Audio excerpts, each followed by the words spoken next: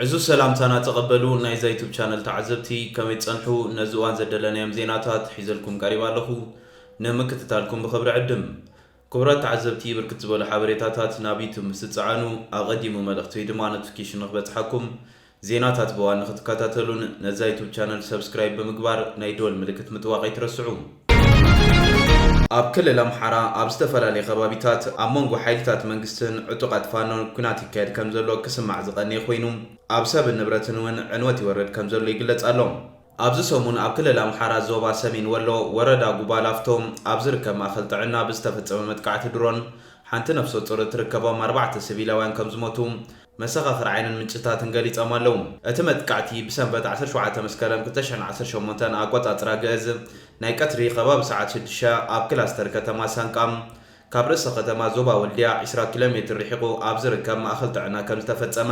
4 ነበርቲ እቲ ከባቢ ሓቢሮም። ምምሕዳር እቲ ዞባ ብዛዕባ እቲ መጥቃዕቲ ይኹን ዕምቆት እቲ ጉድኣት ርእይቶ ክህብ ከም ዘይከኣለ ተሓቢሩሎም። ኣብቲ ቦታ ንዝነበረ በዓል ሞያ ጥዕና እቲ ተፈንጃሪ ኣብ ቅጽሪ 5 ተባሂሉ ዝፍለጥ ኣብ ቅድሚት ዝርከብ ክፍሊ ከም ዝዓለበን حمومان دكيسهم كلو قدات كم زوار دومن حبيرو كابت متقعتي زدحنا أبال اتحكمنا انتاي كم زاقات امن يفلتن مريت نهيلو زواحت ان مسيلن نيرو ابتقاي زنابر وديقوم املخي حالي نكبل قديت لهم كالنا تفنجرا سميعون ابتبوتا كم زتقوايا زقالت مسكر عيني اوشت تمعخل تعنا زنابر أبال سدروم كابت متقعت كم زدحنا زسكح كحناقر كم زرعين قديت لهم بزيكا زون وقات ريساتات كوت كم زرعين زقالت زخالنا بارت خبابي نمقلاتو زتقم تريت مخانو قليتو اتتكال تعنا ازيو كم ستهاسي بمقلاص كاب قطر 5 كساب قطر 7 زترفه كم زيله بمقلاص قال خفالت مع خنتعنا كم زعنو يقلص كم حوي تباريع دما يبلن حدا بعد سلطان ما خلطعنا ابزها بحبريتام 4 حمومان سراحتنياتاتن اب قدم عينهم كم زموت قليتو ثلاثه كباتهم دقن زطبوا زنبر اديتات كم زخنان حبيرو ات سراحتنيا ات ما خلطعنا ابزها بحبريتام اتارا بعيتي قداي نابت ما خلطعنا كتحرس مصات نفسو صر مخانا تزاريبو اب كفل حرسي زموته تادلا حنت نفسو صر اب حرسي يانيرا ابوان حرس مويتام حجي اتا محرسيتون ابيدا كم زتهارمت سمعنا يبل بتمتقعتي لعل 10 سبات كم زقسلو اتم مسخاخر حبيرو مالو كابتوم زتقودو شومن تسراحتنيات تعنا كم زخونون غليصو مالو دحر كلته معلتي بسوني اتمقدي مستخفتم سبوم يطعنا زركبوم 6 سباتن حكمنا ناب هوسبيتال ولديا كم زاتون كابتوم بخبيد زقسلو سلسته دما مطبحت كم استقبرلهم منጭታት ገሊጾም ኣለዉ ነበርቲ እቲ መጥቃዕቲ ኣብ ዝተፈጸመሉ እዋን ኣብታ ከተማ ኣመንጎ ሓይልታት መንግስትን ሓይልታት ፋኖን ዝኾነ ውግእ ከም ዘይነበረ እንተኾነ ኣብ ከባቢ ወልድያ ብፍላይ ጥቁር ውሃ ኣብ ዝበሃል ከባቢ ከቢድ ውግእ ነይሩ ይብሉ ውጋት ዕጡቃት ፋኖ ኣብ ማእከል ጥዕና ሳንቃ ከም ዝኣተው ሓደ ሰራሕተኛ ጥዕና ድማ ካብ 10 ዘይውሕዱ ተጋደልቲ ፋኖ ኣብቲ ማእከል ጥዕና ይሕከሙ ከም ዝነበሩ ገሊጹሎም باتم متقعتي حكمنا زرخبو زنبرو بقمقام شدش عطقات فانو تقاتلهم ابت خباب خمس تأمرو وحبيرو مالهم مكتل حلاف كفل سلام تصدتا زوبا سمين ولو فلق جيتنت بزعبات متقعتي كبي بي سي نزقر ولو حتوم اتمتقعتي خون قدات كنا رقاقت عين خلنيلو حج اتغبابي صلات زبولم اكلات حيلتات فانو زنقسقسو لي زبل خوينو ابون تاغاتيمو انتاي قدات لون مرقات كابت حبرتسب حبريتا مكابيد لينا بمبال اتمتقعتي تفصيمو دي تفصمن كرقاقت كم زي قال حبيرو ابت خبابي زنقسقسو حيلتات فانو كابت حلفسو من جميرو ኣብ ከባቢ ዞባ ሰሜን ወሎ ስርሒት ከም ዝጀመሩ ዓወት ከም ዘመዝገቡን ኣፍሊጦም እዮም ብቐንዱ ኣብ ከባቢ ዋና ቤት ጽሕፈት ዞባ ሰሜን ወሎ ወልድያ ብርቱዕ ኩናት ከም ዝተላዕለን ምንቅስቓስ ከም ዝተዓነቐፈን ነበርቲ ከባቢ ሓቢሮም ሓደ ነባሪ ከተማ ወልድያ ንቢቢሲ ኣብ ዝሃቦ ሓበሬታ ክልቲኦም ተዋጋእቲ ወገናት ኣብ ከባቢ ወልድያ ይገጥሙ ከም ዘለዎ ሓቢሩ ሓይልታት ፋኖ ጀሚርና ዝበልዎ ስርሒት ዝተጋነነ እዩ ዝበለ ኣቶ ፈለቀ ኣብ መንጎ ባህር ዳርን ከባቢ ጥቁር ውሃን ናብ ጎንደር ዝወስድ መስመርን ግጭት ከም ዘጋጠመን እቲ መስመር ብሓይልታት ፋኖ ንመዓልታት ከም ዝተዓጽወን ግን ኣሚኑ ካብ ከተማ ወልድያ ብዙሕ ዘይርሕቕ ከተማ ሳንቃ ካብ ሓሙስ ድሕሪ ቀትሪ ጀሚሩ ኣብ ትሕቲ ቁፅፅር ሓይልታት ፋኖ ከም ዝጸንሐት ነበርቲ ተኸባባ ረጋጊጾም ኣለዉ ነበርቲ ሳንቃ እውን ኣብ ልዑል ፍርሒ ከም ዘለውን መድሓኒት ክረኽቡ ከም ዘይከኣሉን ንማዕኸናት ዜና ገሊጾም ኣለዉ ግብጽ ጉዳይ ግድብ አባይ ናብ ዓለም ለኸ ቤት ፍርድ ክወስደላ ሚኒስትር ጉዳያት ወጻኢ ግብጽ በድር ዓብድልዓጢ ኣብ ሓፈሻዊ ጉባኤ ሕብራት ሃገራት ኣብ ዘስምዖ መደረም ኢትዮጵያ በምኽንያት ዓቢ ግድብ ህዳሴ ህይወት ኣብ ታሕተዋይ ተፋሰስ ዝርከቡ ሚልዮናትን ኣብ ሓደጋ ክወድቕ ጌራ ኢሉ ብምኽሳስ እቲ ጉዳይ ናብ ዓለም ለኸ ቤት ፍርዲ ከም እትወስዶ ተዛሪቡ ኣብ ሕብራት መንግስታት ምክትል ቀዋሚ ወኪል ኢትዮጵያ ዮሴፍ ካሳይ ኣብ ዝሃቦ መልሲ ግብጽ ብዛዕባ ዓቢ ግድብ ህዳሴ ዘቕረበቶ ዘረባ መሰረት ዘይብሉን ዘጋጊኒ በመባል ጽይጎም ግብጽ ብዛዕባ ግድብ ህዳሴ በተደጋጋሚ እሙና ዘይኮኑ ክስታት ናብ ቤት ምክር ጸጥታ ሕብራት ሃገራት አቅሪባያ ክብሉን ወሲኹ ሚኒስትር ጉዳያት ወጻኢ ግብጽ ኢትዮጵያ ብልዕሊ አባይ ቤናዊ ስጉምቲ ብሙሳድ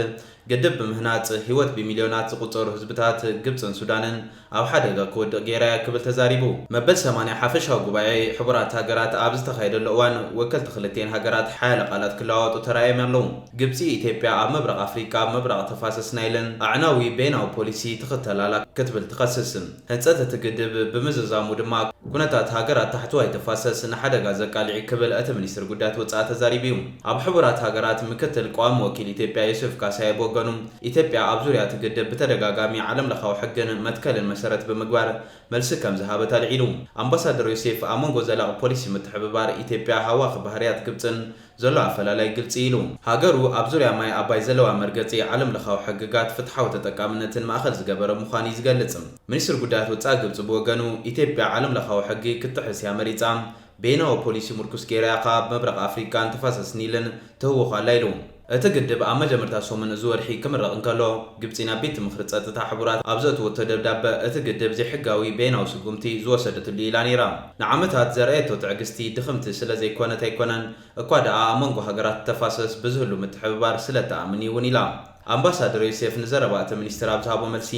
ግብጽ ካብ ስምምዕ ባዕዳዊ መግዛእቲ ዝተወረሰ ታሪኻዊ መሰላለን ብዝብል ንሃገራት ተፋሰስ ኣግሊላተን እያም ብምባል ኢትዮጵያ ሩባ አባይ ንቐረብ ፀዓት መግብን ድሕነትን ከምኡውን ተበጻሕነት ዝስተ ማይ ከም እትጥቀመሉ ገሊጹ ነዚ መሰል ብምኽላእን ሩባ አባይ ብምብሓትን ንብሕታት ተጠቃሚት ክትከውን እያ ትደሊሉ ስለዝኾነ ድማ ግብጽ ሓይሊ ዝተመልኦ መንገዲ ገዲፋ ኣብ ሃናጽ መስርሕ ክተተኩር ይግባእ ኢሉ ሚኒስትር ጉዳያት ወጻኢ ግብጽ ሃገሩ ዓለም ለኻዊ ሕጊ መሰረት ጌራ እቲ ጉዳይ መዕለቢ ክረክብ ንምግባር ድሉው እኳ እንተኾነት ኢትዮጵያ ኣብዚ ንምትሕብባር ፍቓደኛ ከም ዘይኮነት ጠቒሱ እቲ ጉዳይ ብዓለም ለኻዊ ሕጊ ንኽዳነ ሙሉእ ድልዋት ኢና እቲ ሓቂ ግን ኢትዮጵያ ከምዚ ዓይነት ድሌት ኣየርአየትን ኢሉ ሱዳን ግብጽ ኣብ 2021 ናብ ቤት ምክሪ ጸጥታ ኣብ ዘቕረበቶ ጥርዓን ክትጽንበር እንከላ ኣብ 2025 ድማ ብተነጸል እቲ ጉዳይ ናብ ቤት ምክሪ ወሲዳቶ ነይራ ቅድሚ ሕጂ እውን ብ2020 ግብጽ እቲ ጉዳይ ናብ ቤት ምክሪ ጸጥታ ከም ዝወሰደቶ ይዝከር ኣብ 2021 ድማ ግብጽን ሱዳንን ብሓባር ኣብ ዙርያ እቲ ግድብ ዝርርብ ኣካይደን ኢትዮጵያ ትወስዶ ዘላ ቤናዊ ስጉምቲ ንርጋፅ እቲ ዞባ ሓደጋ ክብላ ከሲሰን ነይረን እቲ ቤት ምክሪ ሰለስቲን ሃገራት ስሉሳዊ ቅቡልነት ኣብ ዘለዎ ቀያዲ ስምምዕ ንኽበጽሕ እኳ እንተመዓደ ንዓመታት ዝገበርኦ ዝርርባት ውፅኢታዊ ኣይኮነን አቶ ጌታቸው ረዳ ክሳብ ዝመውት ከቃልሱ ዝብልዎ ጉዳይ ብዝምልከት ተዛሪቦም ኣማኻሪ ቀዳማይ ሚኒስትር አብይ አሕመድ ኣብ 10 መዓልታት ውሽጢ ተቐቲሎም ዝበልዎም ሰራዊት ትግራይን ክመርሕዎ ናይ ጸንሑ መዳይ ፕሮፓጋንዳ ውድቀት ኣብሪሆም ኣለዉ ናይ ምምሕዳር ፕሬዝዳንት ኢሳያስ አፈወርቂ ዓውደ ኩናት ክኾን እዮም ዝበልዎም ከባቢታት እውን ከልዕሉ ተሰሚዖም ኣለዉ ነበር ፕሬዝዳንት ጊዜያዊ ምምሕዳር ክልል ትግራይ ናይ ዝእዋን ተደማርን ናይ ፕሬዝዳንት ብልጽግና ኣማኻርን ዝኾኑ አቶ ጌታቸው ረዳ ምስ ግሎባል ፓወር ሺፍት ኣብ ዘካየድዎ ቃለ መሕትት ብርክት ዝበሉ ዛዕባታት ተልዒሎም ኣለዉ ብልጽግና ሰራዊት ኣሰሊፉ ኣብ ልዕሊኦም ናይ ሃደን 10 ሚልዮን ብር ሰሊዑን ድሮናት ሊኢኹን ኣብ ትግራይ ዘካየደ ኩናት ብዝምልከት እንትዛረቡ ኣብ ናይ መወዳእታ 64 መዓልታት ኣብ ልዕሊ ሰራዊት ትግራይ ዝለዓለ ጉድኣት ኣጋጢሙ ዝበሉ ኮይኖም ደቡብ ኣፍሪካ ኣብ ዝኣተውልን ውዕል ፕሪቶርያ ኣብ ዝተፈረመሉን 10 መዓልታት ውሽጢ ድማ ካብቲ ናይ 64 መዓልታት ዕፅፊ ክሳራ ኣብ ልዕሊ ሰራዊት ትግራይ ወሪዱ ኢሎም ውዕሊ ፕሪቶርያ ዝፈረሙ ኣመራርሓታት ንዓይ ሓዊሱ ኣብ ዓብይ ጌጋ ውሽጢ ስለ ዝኣተና ነገራት ካብ ቁፅፅርና ወፃኢ ስለ ዝኾኑ ክብሉን ተሰሚዖም መንግስቲ ኤርትራ ሕወሓት ከይጠፍአ እቲ ኩናት ደው ክብል የብሉን ኢሉ ነይሩ ኣብይ ውዕሊ ፕሪቶርያ ብምፍራሙ ኤርትራ ምስ ኣብይ ተጋጭያ ሓይልታት ኣምሓራ እውን ብተመሳሳሊ ንሕወሓት ንምጥፋእ ግዛት ንምምላስን ካብ ትግራይ ብዙሕ ነገራት ንምውሳድን ብዙሕ ነገራት ገይሮም እዮም ክብሉ ኸሲሶም ነበር ውድቦም ሕወሓት ሕጂ ኣብ ሃለውለው እዩ ዘሎ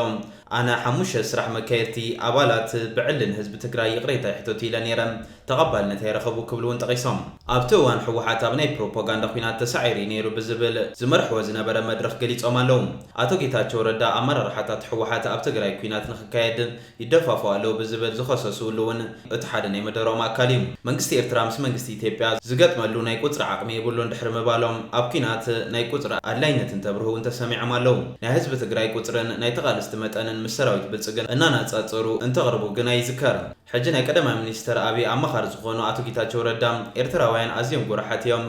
ምስ መንግስቲ ፌደራል ብቐጥታ ንምውጋ ናይ ሰብ ሓይሊ ከም ዘይብሎም ይፈልጡ እዮም ስለዚ ድማ ኢትዮጵያ ንምዝራግ ኣብ ደባቶም ዘለዋ ዓያሹ ክጥቀሙ ይደልዩ ሕጂ ዘሎ ኣመራርሓ ሕወሓት ድማ ንኽገብሮ ዝፍትኖ ዘሎ ካብ መንግስቲ ፌደራል ክመፀኒ ኢሉ ካብ ዝሓስቦ ሓቀኛው ድማ ናይ ሓሱት ስጋኣት ንገዛእ ርእሱ ንምድሓን ምስ ኤርትራውያን ሕብረት ምፍጣር ዝኽእል እንተኮይኑ ክርኢና ክብልውን ኣብቲ ቃለ መሕትት ኣልዒሎም ኣለዉ ሕወሓት ምስ ኤርትራ ዝወገነ ካብ ፌደራል ዝመፅእ ስጋት ኣለኒ ብዝብል ክብሉ ዝገለጹ ኣቶ ጌታቸው ረዳ መንግስቲ ኤርትራ ግና ናይ ቁፅሪ ይኹን ወታደራዊ ቴክኖሎጂ ዓቕሙ ተመጣጣኒ ከም ዘይኮነ ፈሊጡ እዩ ክብልውን ተሰሚዖም ስለዚ ድማ ናይ ገዛእ ርእሱ ኩናት ኣብ ትግራይን ኣምሓራን ንኽካየድ ይደፋ ኣለዉ ብዝብል ኣልዒሎም ኣለዉ ኣመራርሓ ሕወሓት ነዚ ምቹው ኩነታት ይፈጥሩ ኣለዉ እዚ ድማ ክሳብ መወዳእታ ዝቃለሶ ጉዳይ ክብሉ ገሊፆም ኣለዉ ጌታቸው ረዳ ተሸይጡ እዩ ዝበልዎ ግድብ ህዳሴ ብዝምልከት እንትዛረቡ ናይ ዶናልድ ትራምፕ ናይ ቀረባ እዋን መደረታት ብምጥቃስ ዘቕረብዎ እዩ ነይሩ ትራምፕ ፋይናንስ ዝተገብረ ብኣሜሪካ እዩ ምስ ዝበልዎ ተኣሳሲሩ ንዝቐረበሎም ሕቶም ኣነ ዶናልድ ትራምፕ ምስ ዝበሎ ፀገም የብለይን ግን ድማ ብናይ ውሽጢ ዓቕሚ ዝተሃነፀ ግድብ ምዃኑ ብዝምልከት ዝቕይሮ ሓቂ የለን ክብሉ ኣልዒሎም ንኣብይ ክዋግኡ ኸሪሞም ሕጂ ሓለቆም ኮይኑ ብዝብል ዝተሓተቱ ኣቶ ጌታቸው ረዳ ቀዳማይ ሚኒስተር ንኸይኸውን ተዋጊና ኢና ከም ዕድል ይኹን ብዘይ ዕድል ግና ቀፂሉ ክብሉ ገሊፆም ኣለዉ ምስ ናይ ዝቕነ ናይ ብልፅግና ዓሰብ ክንቆፃፀር ኢና ዝብል ጎስጓስ ብዝተኣሳሰረ ኣብ ምኽሪ ቀዳማይ ሚኒስተር ኣብይ ኣቶ ጌታቸው ረዳ ንሕና ፈተና ፀላእና ኣብይ ኣሕመድ ፈተወፀልአ ልዕሊ 130 ሚልዮን ዝኸውን ኢትዮጵያዊ ብዘይ ኣፍ ደገ ባሕሪ ቀፅል ክትብሎ ኣይክትገለን ኢኻ ክብሉ ተሰሚዖም ኣለዉ እምበር ገስ ክቡራት ተዓዘብቲ ነዚ እዋን ዘደለናይ ሓበሬታታት እዚኦም መስሉ ነይሮም ብኻሊእ ዜና እስካዕ ንራኸብ ሰላም